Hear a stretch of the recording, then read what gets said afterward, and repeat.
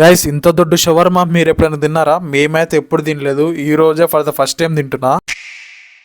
Hi guys, welcome back to మన YouTube channel. ఈ రోజు మీకు అతిపెద్ద షవర్మా చూపించబోతున్నమాట. వీడియో లాస్ట్ వరకు చూడండి, వీడియో చాలా బాగుంటుంది. ఫస్ట్ మనకి కెఫేలో ఒక షవర్మా కోసం ఫస్ట్ ఒక పెద్ద రుమాల్ రోటీలు తీసుకుంటారు అనమాట. దాని తర్వాత ఒక మయోనీస్ సాస్ ఇస్తారు, అదైతే టేస్ట్ బాగుంది. నెక్స్ట్ అయితే ఫ్రెంచ్ ఫ్రైస్ ఇస్తారు అనమాట. ఫ్రెంచ్ తర్వాత ఒక full quantity of chicken fry చేస్తారు. అది KFC లాగా ఉంటుంది కదా, ఫ్రైడ్ చికెన్. మామూలుగా మనం మామూలు షవర్మాలో ఇలాంటి చికెన్ చూడం. మామూలుగా చికెన్ ని మంచిగా కీమాలా కొట్టేస్తారు కదా, వీళ్ళు మాత్రం ఫ్రైడ్ చికెన్ ఇస్తారు.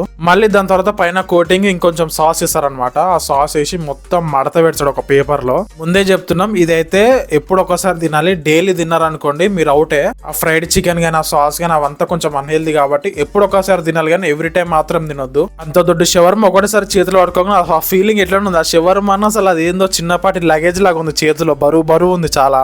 కష్టపడి దాన్ని ఓపెన్ చేయడానికి ట్రై చేసామట. చాలా 2 లేయర్లు వేసేసిండు లోపల. అట్ లాస్ట్ కి మొత్తం అయితే మనం ఓపెన్ చేసేసాం దీన్ని. ఇంత పెద్దది నోట్లో పెట్టుకున్న ముందు ఎవరైనా చూస్తారని అటు ఇటు చూసాము. Next at last tasting time అనమాట.